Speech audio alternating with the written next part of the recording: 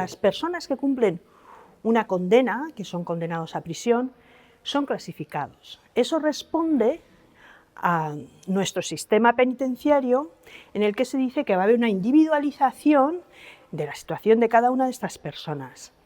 Según van haciendo progresos, van progresando en grado. El primer grado sería el más cerrado, hay muy poco contacto de la persona que está presa y es normalmente según entran en prisión y para algunos casos muy concretos. El segundo grado sería lo que llamamos el régimen ordinario. Es la idea que todos tenemos de una persona que está dentro de prisión. ¿De acuerdo? Esta persona va a estar sometida a lo que se llama el régimen penitenciario, que va a tener unos horarios, unas tareas, etc. Ahí estaría, junto con el régimen, lo que es el tratamiento penitenciario, que es voluntario. ¿De acuerdo? Si la persona penada va haciendo progresos, normalmente suele responder precisamente a los tratamientos, que los hay especializados dentro de la prisión, va a ser clasificado en el tercer grado. Nuestro sistema de clasificación es muy flexible, por lo tanto se permitiría clasificar directamente a una persona en ese tercer grado. Es decir, no es obligatorio ir cumpliendo todos los grados. El tercer grado es conocido como el régimen de semilibertad. ¿Qué significa eso? Significa que la persona sigue cumpliendo una condena, pero en el centro penitenciario, o ya veremos en otras unidades, va a pasar solo unas horas. Normalmente suele ir a pernoctar al centro. Esta persona, cuando sale en tercer grado, a veces puede ser, en lugar de en el centro penitenciario, en un piso donde va a estar controlado, tiene que cumplir una serie de normas y en muchas ocasiones se ponen una serie de condiciones que va a deber cumplir. Por poner un ejemplo, más allá de presentarse en los horarios que se debe, pues a lo mejor una persona que padece un trastorno adictivo, que es una persona drogodependiente, pues a lo mejor tiene que someterse a un tratamiento. Eso sería lo que es el tercer grado penitenciario. Es decir, sería una situación de semilibertad en la que la persona penada sigue cumpliendo su condena. Nosotros hemos hecho un estudio en el que hemos tenido acceso a análisis y estudios realizados en el contexto europeo. Otros países también tienen esta clasificación en grados, pero sí que es cierto que el tercer grado, tal y como lo tenemos nosotros, a lo mejor tienen figuras o modalidades muy similares de libertad anticipada con condiciones que a lo mejor no se llaman exactamente igual, pero que nos sirve para valorar. Aquí en Euskadi el número de personas que están actualmente en régimen de semilibertad, en este tercer grado, vendría a ser en torno al 30% de la población penitenciaria. A nivel estatal ese número es menor. Digamos, va a depender también si son hombres o si son mujeres, pero puede estar en torno al 20%, ¿de acuerdo? ¿Por qué tenemos nosotros un mayor número de personas en tercer grado? Eso tiene que ver con muchos motivos, no hay un único motivo, pero también es cierto que lo que sucede aquí es que tenemos unos recursos muy buenos, primero dentro de la prisión para que estas personas hagan tratamientos especializados que les van a permitir ir progresando, pero es que también tenemos fuera sobre todo recursos, sobre todo son del tercer sector, que sabemos que van a facilitar ese acompañamiento, esa supervisión que requiere en muchas ocasiones este tercer grado.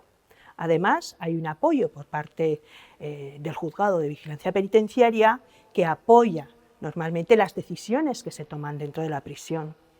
También creo que puede ser una cuestión, aquí no tengo el dato científico que lo corrobore, pero vamos a hablar de una intuición muy fuerte, de que sea una cuestión cultural, de que quizá aquí haya una mayor conciencia que la respuesta penal no tiene que ser exclusivamente el castigo, no tiene que ser castigar por castigar, sino que lo que tenemos que hacer es intentar recuperar a la persona para la sociedad. Eso es lo que nos debería interesar a todos.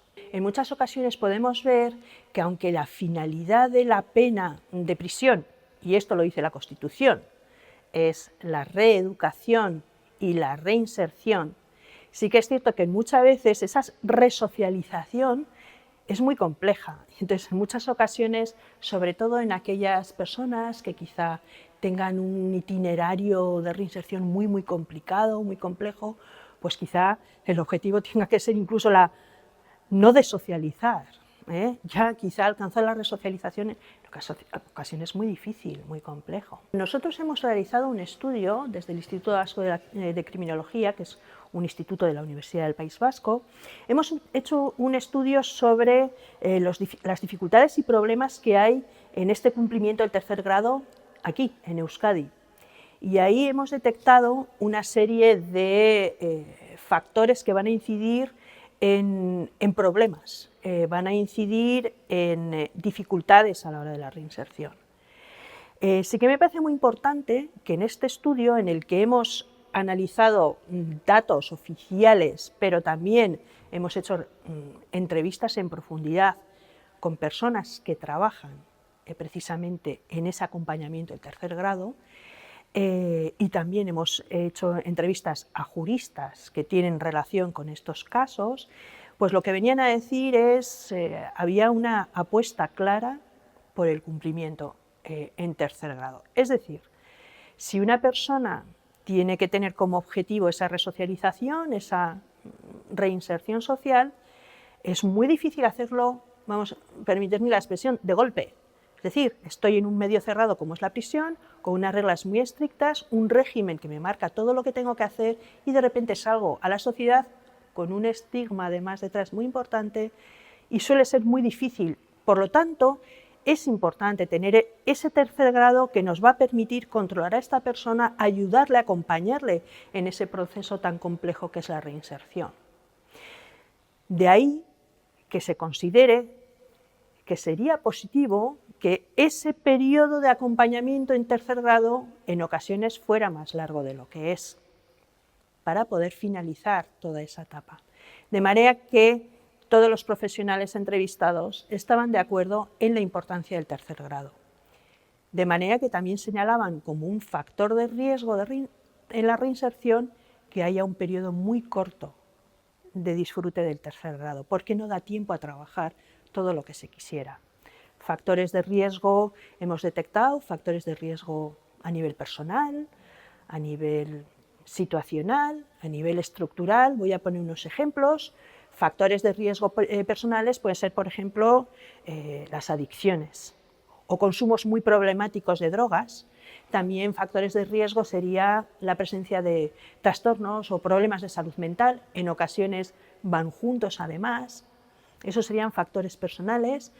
Factores situacionales, por ejemplo, sería familias muy un origen en familias muy desestructuradas, un contexto delincuencial, amigos delincuentes, pobreza, situaciones económicas precarias. Esos serían situacionales, aunque también es cierto que tienen un componente estructural muy importante.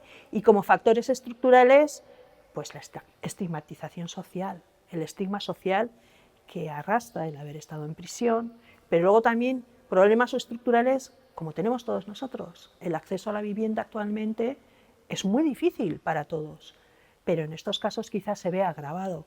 Además, con una burocratización muy importante, el pedir ayudas, ¿no? Y bueno, eso pueden ser una serie de factores que hemos detectado.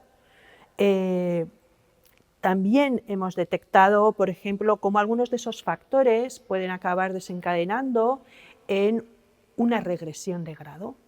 Hay unos elementos que pueden estar ahí presentes que hacen que esta persona no solo no progrese adecuadamente, sino que, por ejemplo, no cumpla las condiciones que se le habían impuesto. Por ejemplo, yo no vuelvo al centro a pernoctar, por ejemplo. O, bueno, a mí me han dicho que siga un tratamiento de esa situación, que no consuma drogas, pero acabo consumiendo. Esto tiene explicaciones desde la frustración, es decir, falsas expectativas sobre lo que significa. Muchos de ellos dicen, claro, yo salgo en tercer grado, estoy libre. No, no estás libre. Sigues cumpliendo una condena y tienes que seguir sometido a esas condiciones y a esas normas que se han impuesto. En ocasiones, esa recaída en los consumos puede hacer incluso que se metan en problemas. Y algunos de esos problemas se manifiestan como delitos. Es decir, me meto en una pelea, cometo otro delito. ¿Y eso cómo se traduce?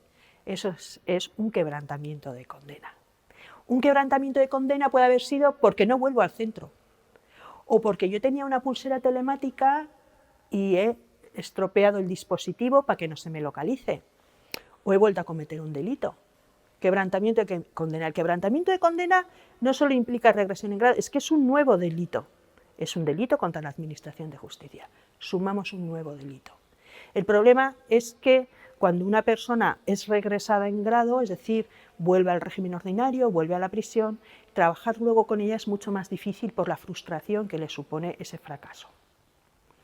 Primero de ellos, inversión de recursos humanos, recursos económicos de forma estable, no solo para este tercer grado fuera de la prisión, sino desde dentro, porque ahí se puede comenzar con este trabajo de reinserción, no solo a través del tratamiento penitenciario, sino también a lo mejor con ayuda en todas estas gestiones que hemos dicho tan complejas. Bueno, pues inversión de recursos. A nivel europeo es también el mismo problema. Hace falta una coordinación, y no solo entre la institución y el tercer sector, sino entre las propias asociaciones, que son muchas las que trabajan en este trabajo tan importante como es la reinserción de las personas que han cometido un delito. Más coordinación. Y luego sí que se consideraba que era muy importante el trabajar para superar ese estigma social. Creo que quizá esta es una labor muy difícil, porque ya no se hace depender tanto de las personas que están trabajando dentro de la prisión, de las que están trabajando fuera de la prisión ayudando a los penados, porque es un problema estructural muy importante. Entonces aquí sí que me gustaría quizá que llegara a todo el mundo el que supieran primero que el tercer grado no es estar en libertad, que hay que trabajar con las personas penadas y que en definitiva lo que nos tenemos que plantear, ¿qué es lo que queremos?